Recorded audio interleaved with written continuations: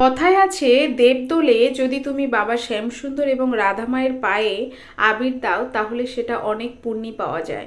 তা আমি আর আমার মেয়ে চলে এসেছি দেখো আমাদের শ্যামসুন্দর মন্দিরে। এখন আমি উঠছি আমাদের দোলমঞ্চের উপরে। আর দোলমঞ্চটা না অনেক সুন্দর করে লাইটিং দিয়ে সাজিয়েছে, দেখতেই পাচ্ছ।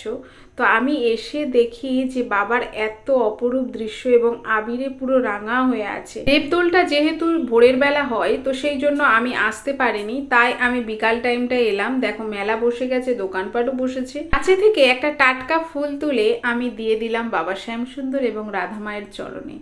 সঙ্গে দিয়ে দিলাম আবির। আবিরে আমি আরো রাঙিয়ে দিলাম বাবা শ্যামসুন্দর এবং রাধা মাকে। মাঝে মাঝে আমার খুব জানতে ইচ্ছে করে তোমরা যারা যারা আমার ভিডিওটা দেখছো, কে কোথা থেকে ভিডিওটা দেখছো অবশ্যই একটু বলবে।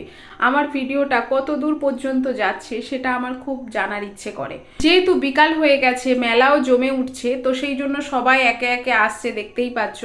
সবাই এখন বাবাকে আবির দেবে, তাই আমি বেশিক্ষণ আর এখানে থাকলাম না। আবার নেক্সট ব্লগে তোমাদের সাথে দেখা হবে। টাটা।